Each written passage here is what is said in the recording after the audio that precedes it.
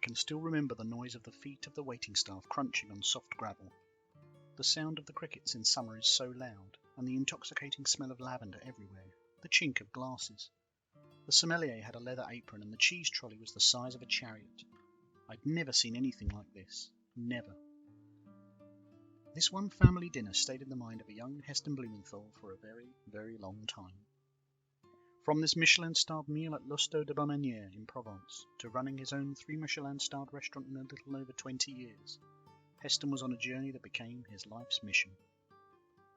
In that time, he became one of the most recognized and well-respected chefs in the world, and he achieved this despite never being formally trained as a chef. I was 16 when my parents took me to the 3-star Michelin restaurant. It really was coup de foudre, love at first sight. I fell in love with cooking and the idea of being a chef.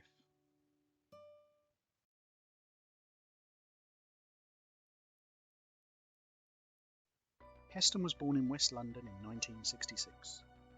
His childhood fed many of his culinary fantasies he was to later draw upon and revisit, from fish and chips at Norman's Place to ice cream at the Regent's Snack Bar. As a teenager, he trained himself from his parents' kitchen in High Wycombe. He would sweat over recipes from classic French cookbooks like De Recettes Originales and La Russe Gastronomique, which he translated as he went along using a French-English dictionary himself. He was just fascinated by food. At 18, Heston wrote to 20 restaurants, and the only one that replied was Raymond Blanc's Manoir aux Quatre Saisons. He had a brief stint there. He met Marco Pierre White, who was to become a friend and mentor who respected his attitude. However, instead of accepting a permanent job at the restaurant, Blumenthal found any work that would allow him to spend his evenings experimenting with food at home on his own terms. He was a photocopier salesman, a repo man, and a bookkeeper for his father's equipment leasing business. Meanwhile, experimenting on his food had given him the confidence to seriously think about opening his own restaurant.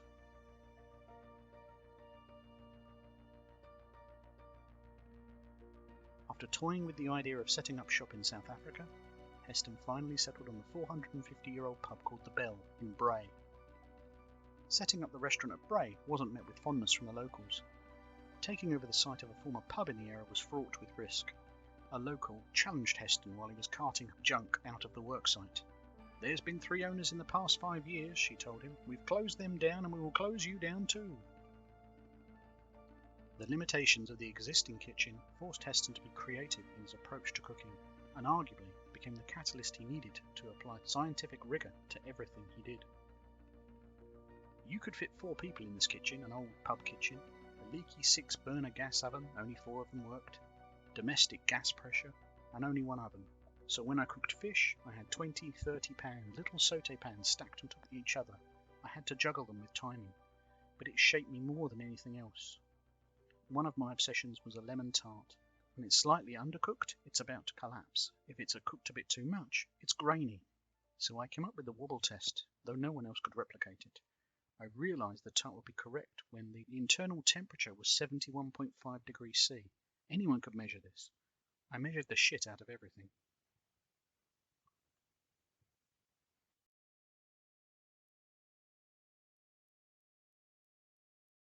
It was the most rudimentary truths that Heston questioned. Heston began to look for like-minded fellows in existing research.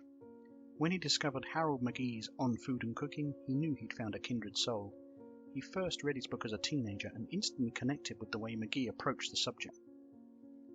I'd failed my chemistry O-level. A lot of it was too complicated for me, but there was a comment in there that browning meat doesn't keep in the juices, which flies in the face of what everyone says. The more you cook a steak, the more the proteins contract, like scrambled eggs, and they squeeze the water out. It gives a crust to the meat. But it doesn't keep the juices in. I thought, bloody hell, if that's true, how many other things I've read aren't true? His own Damascene moment was cooking French beans. The limitation of the fat duck's weak gas supply meant he could only cook small amounts of green beans at once. Larger amounts would lower the temperature and turn the beans an unappetizing grey-brown. The conventional way to preserve as much of their brilliant green colour is to throw them into a large pot of heavily salted boiling water, boil them until they are part cooked, plunge them into iced water, then reheat when you need them. But he couldn't find a single resource explaining why. Searching for an answer took him to Len Fisher and Peter Barham at Bristol University, who had been looking at the problem of the French bean and other cooking conundrums, but had yet to find a chef who shared their curiosity. The answer turned out to be simple. The greenness of the bean did not depend on the salt, the boiling water, or the ice water bath. It depended on the amount of calcium in the water. Chlorophyll, the green pigment, is held in beans by magnesium. Magnesium is attracted to calcium, so if your water is hard and therefore calcium heavy, out goes the magnesium and chlorophyll follows. Use low calcium water, and green vegetables can be boiled well beyond the crunchy stage, yet still preserve their green colour. It was the application of scientific processes such as these that set Heston on the path he was to follow. When it opened in 1995, the menu was a little more French bistro than it would become, hardly surprising given his self-enforced crash course. There were 5 starters, 5 main courses, 4 desserts. You'd find petit sal or lentilles, steak and chips, sauce bordelaise, salmon rillettes, lemon tart. Only steak and chips cost more than £10, and desserts were £2.50. But the flashes of invention and originality were already present. The triple-cooked chips were developed by the chef himself after much experimentation in his parents' kitchen. His fanatical approach to the texture of ice cream was legendary, so bacon and egg ice cream was born. And with those 2 dishes again, he was casting his mind back to the food of his childhood. The restaurant caught the eye of renowned food writers Emily Green, Matthew Fort and Fay Mashler, among others. Fort, in particular, became a champion of Heston. Each of his dishes, no matter how outre they sound, is grounded in pleasure. Each element is worked on incessantly to refine its effect. His dishes work on levels of sophistication involving temperature, texture, and taste that few other chefs, British or otherwise, begin to understand, let alone approach. This suggests a colossal shift in culinary history. Within a few years, diners could expect a fusing of unexpected but extensively thought-out flavours. Crab ice cream, snail porridge, or parsnips in milk eaten like cereal. Each time it was the combination of tastes, textures and aromas that tapped into memories to create sensory experiences. I was tasting the milk that we'd been poaching parsnips in. It took me straight back to my childhood. It had exactly the same flavour as the milk left in my cereal bowl after I'd finished my Frosties, and that started me thinking, what could I do in the restaurant that might look like Frosties with milk, but that would also fit into the Fat Duck's menu? It took us about 3 weeks to come up with the parsnip Frosties with parsnip milk served in a breakfast bowl. Again, the fascination with childhood memories was prevalent, the Proustian rush of being reminded of a simpler time fueled by taste and smell. The Michelin Guide has long been held as the gold standard of restaurants, and winning stars can directly affect the fortunes of a kitchen.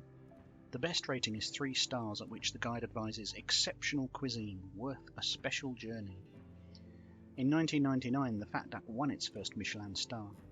A second followed in 2002, and with its third in 2004, Heston had cemented his place on the world stage.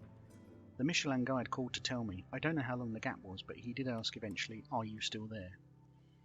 And then in 2005, the Fat Duck was named Best in the World, followed the next year by an OBE for services to British gastronomy. We are hopefully showing that British food is on the up, he said.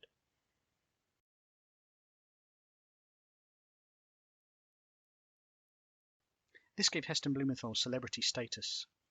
He would appear on BBC TV programmes such as Full On Food alongside Richard Corrigan, and Heston's recipe for ultimate mashed potatoes, stipulating that potatoes be boiled in exactly 80 degrees C water for 30 minutes, and chocolate chantilly blending chocolate and water to create a mousse caused a lot of viewers to scratch their heads and wonder what this guy was all about.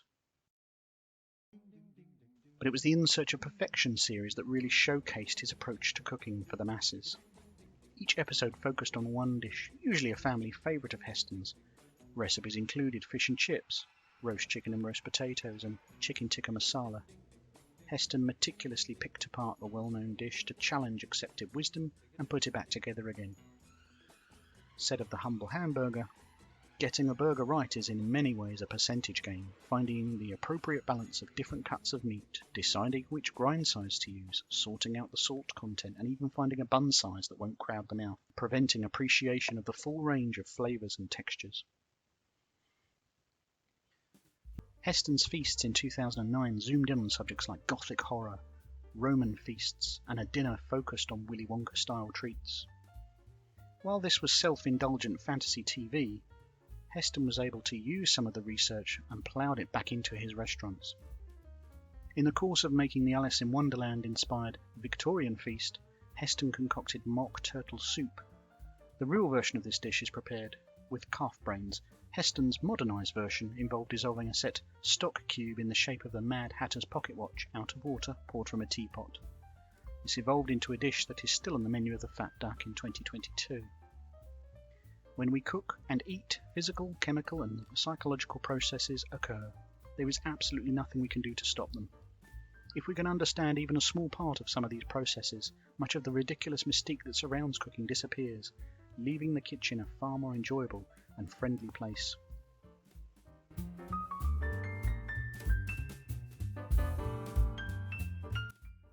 While we all experience tastes that are sweet, sour, salty and bitter, few of us can readily put our finger or tongue on the idea of savouriness, that rich, meaty depth that is largely the result of glutamic acid, or MSG. Heston has always been obsessed with this taste, known as umami. Umami taste can really enliven a dish and give it depth. It's a good alternative to fat for introducing richness and fullness, which is how ingredients like konbu are often used in Japan. Far from a quirky lab ingredient, umami is found in large quantities in Parmesan cheese, soy sauce, tuna, marmite, mushrooms, tomatoes, and many other ingredients found in the home. He has championed this taste and shown others how emphasizing this brings out the natural richness in food. It's now pretty easy to buy umami pastes from supermarkets, which would have been completely alien 20 years ago. Away from intricate dining experiences, Heston has popularized one technique that is now used throughout many restaurants: sous vide. The process of vacuum packing and cooking food gently in a water bath allows precision cooking by bringing the recipe to a given temperature and holding it there. The efficient heat transfer of water, compared to air in a regular oven, allows for accuracy and makes it largely impossible to overcook. It is possible to achieve perfectly pink meat and for fish not to break up. It was invented decades ago, but Heston resurrected and popularized it to the point where you find it popping up on shows like MasterChef, as there are affordable domestic units for the home cook.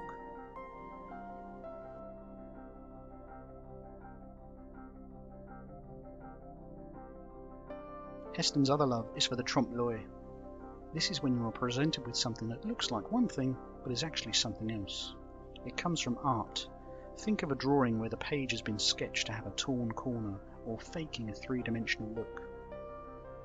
When it comes to food, Heston loves the joke of pretending one food is another, such as presenting a playing card as a white chocolate dessert. Probably his most famous dish in this style is meat fruit, a smooth chicken parfait encased in a solidified mandarin puree, but the appearance is of a small orange. It's not until you break into the fruit that the pâté is discovered. This idea of playing a trick on the diner continues through to the Netflix series Is It Cake?, where contestants create cakes that are not what they appear.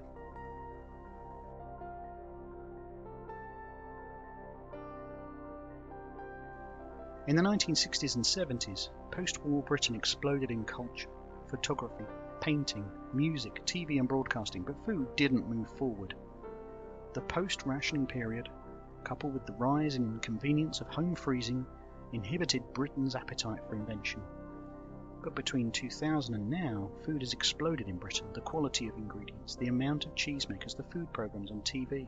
People are more adventurous with food. Science and experimentation has become more important than tradition. Modern British cooking is egalitarian and eclectic, the most magpie of cuisines that happily borrows from Europe, America, India, Asia, anywhere a Briton has been on holiday. And yet still there is nostalgia.